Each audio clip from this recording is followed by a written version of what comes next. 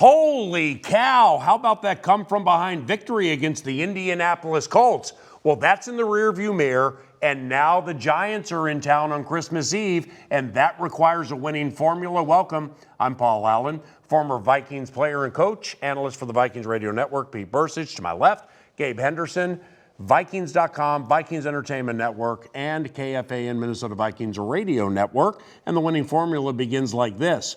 Saquon Barkley for the New York Giants had some violently good runs on Sunday Night Football against Washington. What's the winning formula, Pete, for slowing that? Well, I think the winning formula on that one is schematically you have to do what's absolutely necessary to stop Saquon Barkley. And I think it's because of what they're doing with Daniel Jones and really what they're not doing with Daniel Jones. Daniel Jones did not have a pass attempt over 15 yards against Washington. Whoa. On all the receptions, they were thrown on average over 5 yards short of the line to gain, right? And his average depth of target, 3.7 yards. So they're not throwing the ball deep. They're keeping everything tight, and you really can pack the box on this one. And with Saquon, they get him the ball in space, but it's still pretty simple. They ran out of the shotgun a lot, which is going to limit what they can do. But I think this is a game where someone like Harrison Smith needs to be going north and south as much as possible. Send the linebackers, just be aggressive up front and try to wrap this guy up because he is a very good runner. Very good runner, to say the least. And just to that point, you have to tackle him well. He's top 5 in the NFL in broken tackles for a running back, and he's missed a couple of games. So you have to tackle him well, tackle him early, but don't leave your cornerbacks or I guess cornerbacks in space one-on-one with him. You have to get to him early. And Saquon Barkley is a running back that always falls forward. You can hit him 2 yards behind the line of scrimmage. He's going to continue to fall forward. So gang tackle, do what you need to do, and don't let him burst off any big runs down the middle of your field. And in that Washington game, Saquon's feet, I mean, the spins, the pirouettes, he was very Baryshnikov-esque. Now, the Minnesota Vikings quarterback, Kirk Cousins, he is a walking winning formula off his last couple of games, and he just went for a career-best 460. So, Gabe, when it comes to Kirk against the Big Blue, how can he stay hot and tear him up?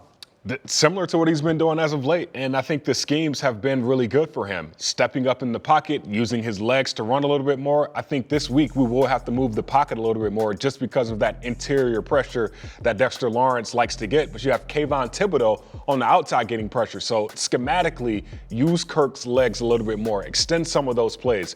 We already know Kirk can will it and deal it with anybody in the NFL right now. So the opportunities are going to be there. We're going to be able to take some shots. He's very accurate. But to keep him healthy, keep him upright in the pocket, move him around, let him be a little bit more mobile, and then let the plays come where they may be. And with the analyst, Pete Bercich, I love it when we get in here on Mondays or Tuesdays for Film Room with Kevin O'Connell and Taping X's and O's for KFAN and Vikings.com, because during the game call, Pete and Ben Lieber will be like, wow, that was really nice. That was really nice. Then he'll watch the film back Sunday or Monday, and he'll be like, dude, some of those Kirk Cousins throws are the greatest I've ever seen in my life. That's what he's doing right now. Yeah, you got to find, and the other thing too is you got to find. They've had a lot of injuries in their back end, so you got to find Nick McLeod, Fabian Moreau. You've got to find these DBs. Who are they up against? If they're up against, KJ Osborne, then KJ might have another 100-yard game. I mean, you just really have to protect. Because Wink Martindale's going to blitz the living tar out of you. You got to protect, and you can wear those matchups out on the outside. Bold predictions into this game against the Giants. The Minnesota Vikings are 11-3. Let's be bold in the bold north, and let's begin with Gabe Henderson. Blitz the tar out of you. I've never heard that saying. That was actually great. That's the PG version. I love it. And Wink Martindale, their defensive coordinator, correct me if did he coach you at Notre Dame? He got there right after I got there. Oh, so he started. Waiting for you to leave. He started in '94. My last year there was '93. So he wanted to blitz with linebackers. Exactly right. Yeah, I got that's a bold prediction. Well, we'll have to blitz with our linebackers this week, and I think a lot of those blitzes will result in Daniel Jones throwing 2+ interceptions on Saturday. That's awesome.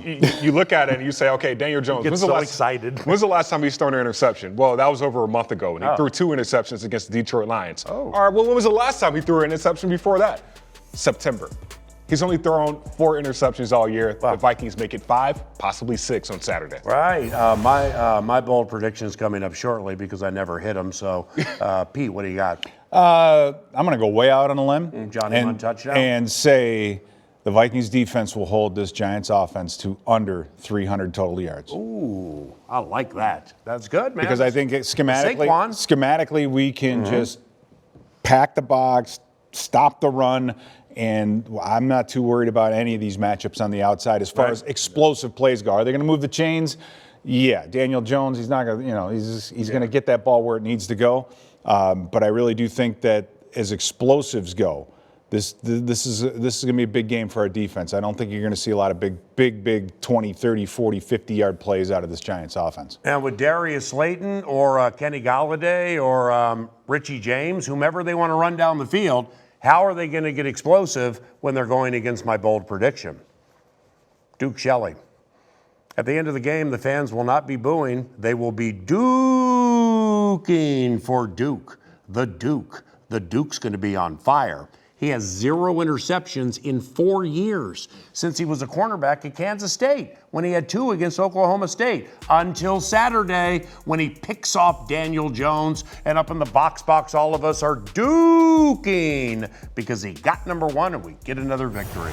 For Gabe Henderson and Pete Bercich, I'm Paul Allen. That's your winning formula courtesy of the Minnesota Lottery. We're white.